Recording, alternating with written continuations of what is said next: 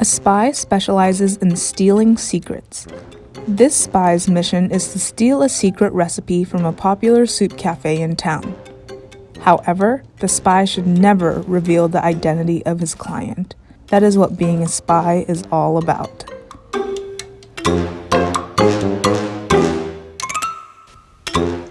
I am the best chef in the world. Will you hire me? The soup cafe owner welcomed the new chef with open arms. See, sneaking in is a piece of cake. Of course it was, because that's what a spy does.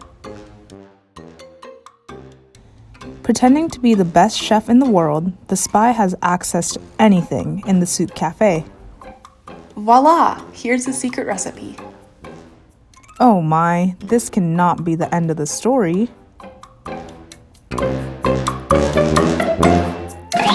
The spy reported to his client right away. Here's the secret recipe you wanted. This'll be easy, thought the client, and started cooking soup according to the stolen recipe.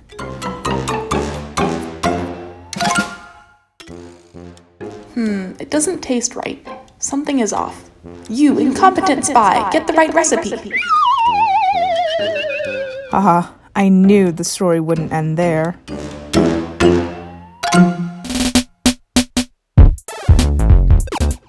The spy had to go back to the soup cafe and rethink the recipe. Any way I look at it, it looks like the same exact recipe. Oh, I know. The secret spice must be hidden somewhere in the soup cafe. The spy looked all over.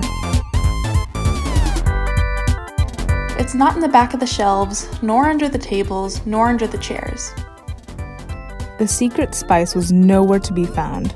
In the cabinet, under the table, under the chair, nowhere. All the spy could think about was the scary look on his client's face. I guess I'll have to make it myself. Maybe it's sugar? Maybe it's salt? Maybe it's soy sauce? Maybe it's miso? Maybe it's ketchup?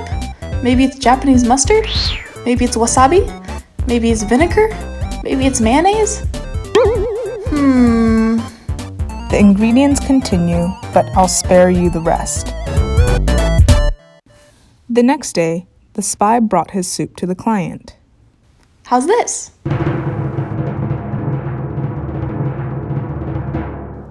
As soon as the client had a spoonful of the soup, she turned as red as a tomato.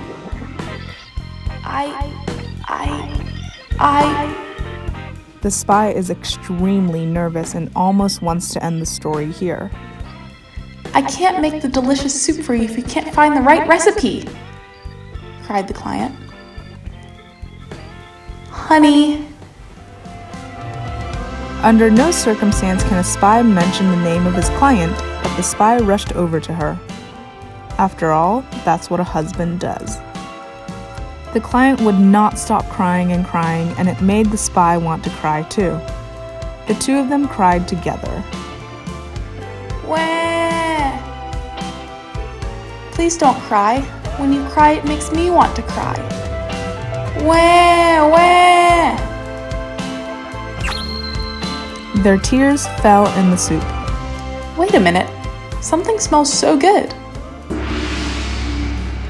The spy and the client cautiously tasted the soup. It's so delicious. This is what we are looking for. Exactly the same as the soup from that soup cafe. The spy and the client invited their kids to eat with them. Even the neighbors were drawn in by the delicious smells, and they all ate together.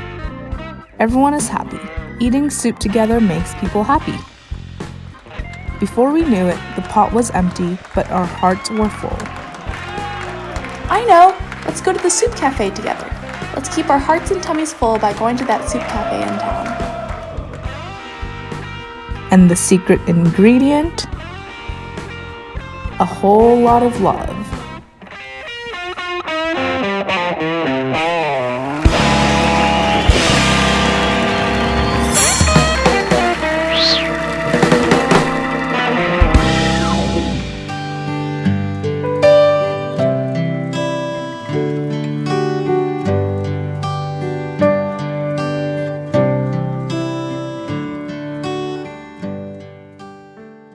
first met Wato, she came to work part-time in the basement of a soup cafe I was running.